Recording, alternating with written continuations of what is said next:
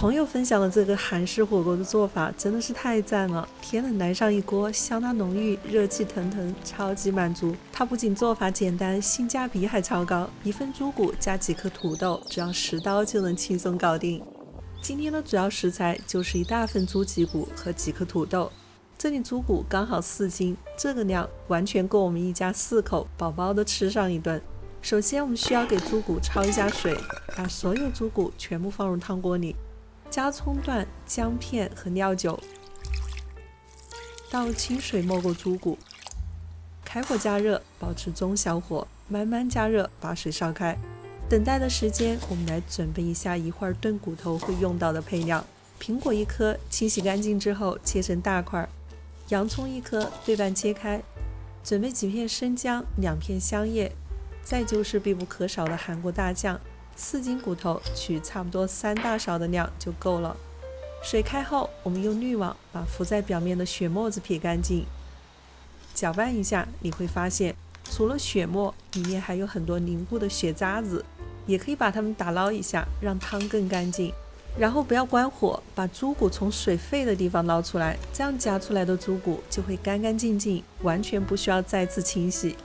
我们把捞出来的猪骨直接转入到炖锅里，把准备好的配料也全部放进来，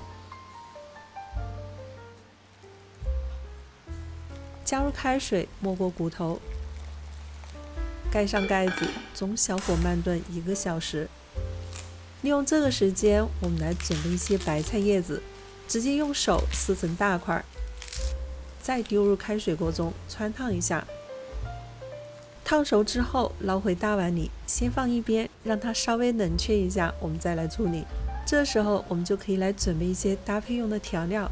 取量我用的是15毫升的勺子，给大家做一个参考。这里的蒜蓉刚好是1球的量，韩式辣椒酱取了3勺，酥子粉也是3勺，韩式辣椒粉同样是3勺的量。鱼露增加咸鲜口感，鲜奶上4勺，不够的话一会儿再补。准备好这些，白菜的温度也降下来了，这时候我们直接用手把白菜水分挤干，接着把刚刚准备好的调料全部倒进去，戴上手套抓拌均匀，它就是今天这份韩式脊骨锅的主要风味来源。差不多像这样子就可以了。这时候我们的排骨也炖好了，先把洋葱和苹果剪出来丢掉，夹的时候要轻一点，稍稍用力就化掉了。接着把炖好的排骨转入到一个海鲜锅里，汤汁也全部倒进来，再把刚刚拌好的菜叶子全部放进去，轻轻搅拌，让它们都能浸泡在汤汁里。然后铺上切好的土豆块，调整一下位置，尽量让土豆也能浸泡在汤汁里。盖上盖子，焖煮大概20分钟左右。差不多到时间之后，可以取一块土豆，用筷子试一下，如果能轻松夹断就可以啦。这时候可以试一下汤汁的味道，盐味不够的话，可以再补一些鱼露。如果你想吃的更丰富一些，可以再铺上一些韭菜和金针菇，喜欢吃豆腐的也可以放一些上去。接着再撒上一些酥子粉，最后用葱花和红辣椒点缀一下。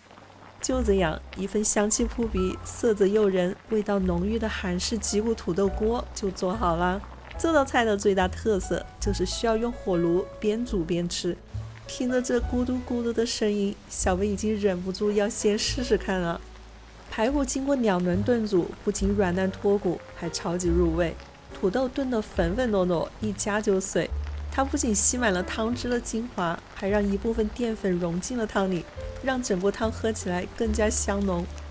这锅热腾腾、暖乎乎的韩式火锅，简直太适合悉尼最近阴冷又潮湿的天气了。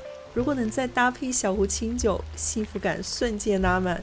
有美食作陪，有家人相伴，屋外风雨交加，屋内却是暖意浓浓，热气腾腾。这种踏实的满足，正是美食最温柔的治愈时刻。喜欢的朋友们，赶紧去试试吧。谢谢大家收看本期视频。如果你喜欢今天的分享，请别忘记关注和订阅我的频道简语世纪。我们下期再见。